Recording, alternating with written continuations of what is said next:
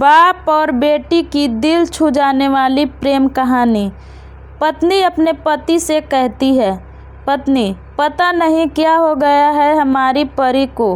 कल रात को खाना भी नहीं खाई और रो भी रही थी।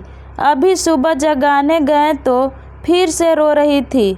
वजह पूछे तो बस इतना कही कि माँ मुझे अकेला छोड़ दो।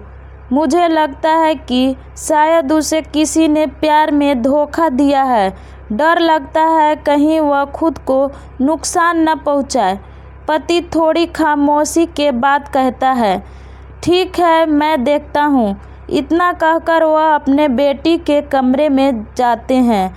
पिता, परी कैसी हो बेटा? बेटी, प्लीज़ पापा मुझे कुछ दिनों के लिए अकेला छोड़ दीजिए।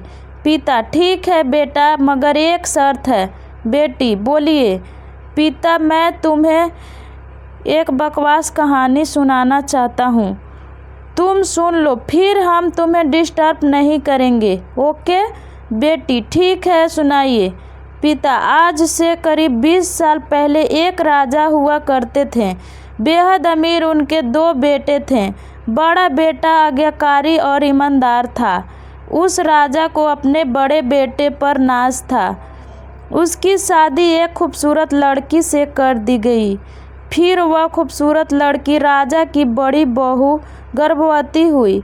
घर में खुशियां ही खुशियां छा गई, मगर राजा की जिद थी कि बेटा ही हो। फिर राजा ने अपने बहू के गर्भ का चेकअप करवाया तो पता चला कि गर्भ में लड़की है। राजा ने बेटे को हुक्म दिया कि लड़की को गिरा दिया जाए। आखिर बड़ा बेटा आज्ञाकारी था, ना तो करेगा नहीं। मगर पता नहीं उस पागल बेवकूफ़ को क्या सूझा कि 2 दिन बाद अपना राजपाट, धन दौलत, शानो शौकत सब कुछ छोड़ के अपनी गर्भवती पत्नी को लेकर महल से गायब हो गया। सच कहूँ तो वह बड़ा बेवकूफ़ और पागल था।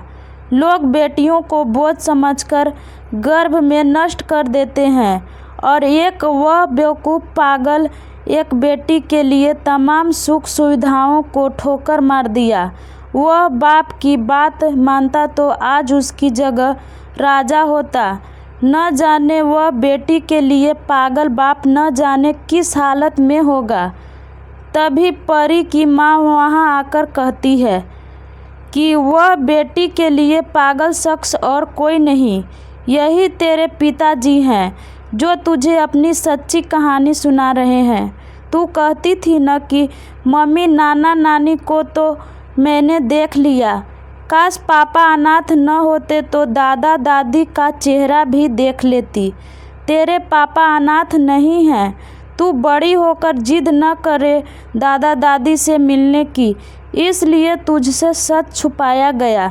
फिर तेरे पापा ने तेरे पैदा होने के बाद एक कसम ली कि तेरे अलावा दूसरा संतान फिर कभी नहीं बनाएंगे।